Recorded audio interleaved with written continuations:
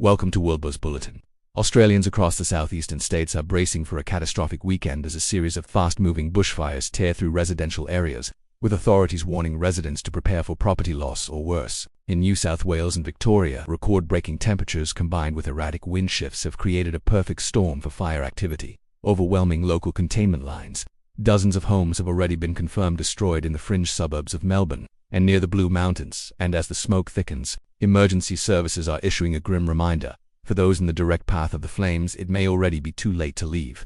The sheer scale of the inferno has forced tens of thousands of people into emergency shelters, while others remain trapped in isolated communities as key highways are cut off by the advancing fire front. The phrase property loss or worse has become a chilling mantra for the rural fire service, reflecting the reality that, in these extreme conditions, the preservation of human life is the only priority. Air tankers are working around the clock to drop fire retardant over threatened townships, but with visibility dropping to near zero and spotting fires breaking out kilometers ahead of the main front, the situation is increasingly described as uncontainable.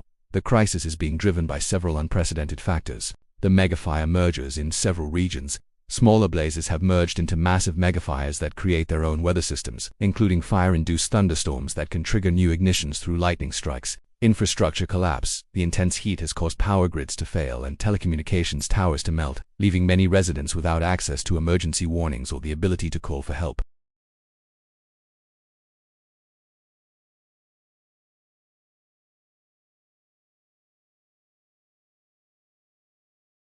As the sun sets over a blood-red horizon, the Australian government has mobilised the National Guard to assist with evacuations and disaster relief. The Prime Minister has declared a state of emergency in the hardest-hit regions, promising whatever resources are necessary to combat the blazes. However, with the peak of the fire season still weeks away, many fear that this weekend is merely a preview of a long and devastating summer. For the families watching their homes go up in flames, the focus remains on simple survival in a landscape that has become increasingly hostile.